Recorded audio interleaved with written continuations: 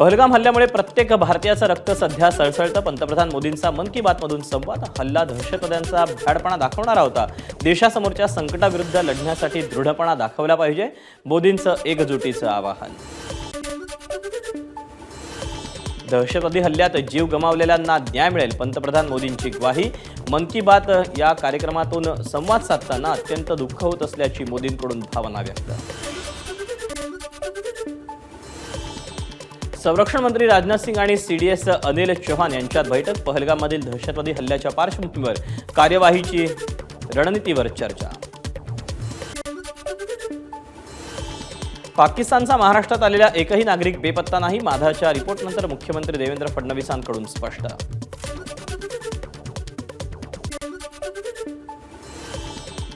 महाराष्ट्रात 107 पाकिस्तानी नागरिक बेपत्ता। उपमुख्यमंत्री एकनाथ शिंदेंची माहिती।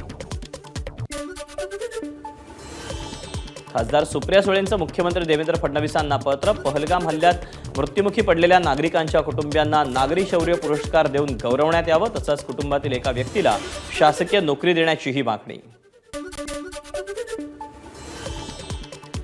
राजकारणात मतभिन्नता असू शकते, मात्र जेव्हा गोष्ट देशाची येते तेव्हा मतभिन्नता असू शकत नाही।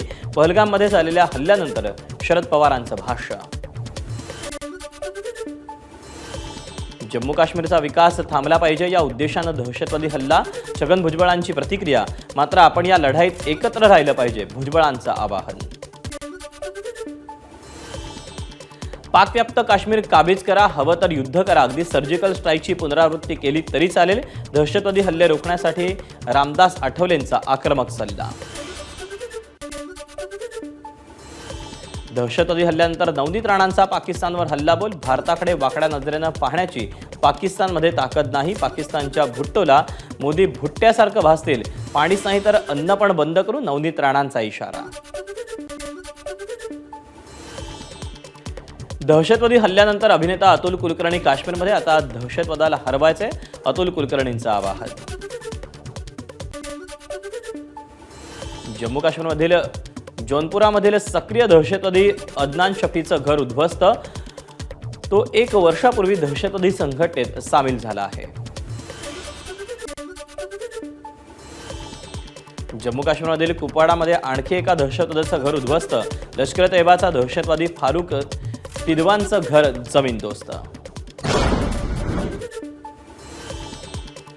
पहलगाम हल्ल्यानंतर आणखी 4 संशयित दहशतवाद्यांची घरं उद्ध्वस्त। आतापर्यंत 9 दहशतवाद्यांची घरं जवानांकडून जमीनदोस्त।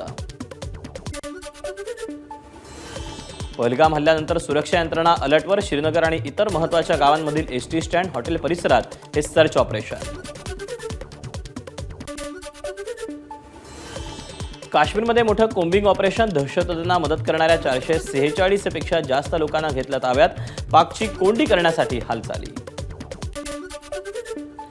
पहलगाम हल्ल्याचा एनआयकडून तपास सुरू। फॉरेन्सिक तज्ज्ञांच्या मदतीनं विविध ठिकाणी पुरावे गोळा करण्याचं काम। पहलगाम हल्ल्यात 15 स्थानिक तरुणांनी मदत केल्याचं उघड। एनआय आणि तपास संस्थांनी तयार केलेली संशयितांची यादी।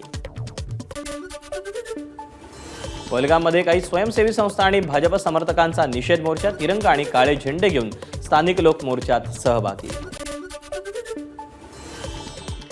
अरबी समुद्रात नौदलाकडून जोरदार युद्ध सराव। अनेक युद्धनौकांवरून क्षेपणास्त्रभेदी यंत्रणेच्या चाचण्या। पाकिस्तानकडून पुन्हा एकदा शस्त्रसंधीचं उल्लंघन। रामपूर सेक्टरमधील पाकिस्तानी चौक्यांवरून गोळीबार। पाकिस्तानातील मुझफ्फराबादमध्ये झेलम नदीला पूर। पाकिस्तानात आणीबाणी जाहीर। अटारी सीमेच्या चेकपोस्टवर महिलेचा आक्रोश। महिलेच्या मुलाला पाकिस्तानात परत पाठवत असल्यानं आक्रोश। संबंधित महिलेकडे भारतीय पासपोर्ट, मात्र तिच्या मुलाकडे पाकिस्तानचा पासपोर्ट। पाकिस्तानच्या सीमेला लागून असलेल्या गावांमधील नागरिकांकडून बंकर साफ करणं सुरू। पूर्वी जेव्हा गोळीबार होत असे तेव्हा या बंकरमध्ये ते राहायला जायचे। आताच्या परिस्थितीतही बंकरचा आश्रय। पाकिस्तानी नागरिकांनी भारत सोडण्याचा शेवटचा दिवस। पाकिस्तानी नागरिकांना दिलेले सर्व व्हिसा आजपासून रद्द। एबीपी माझा, उघडा डोळे बघा नीट।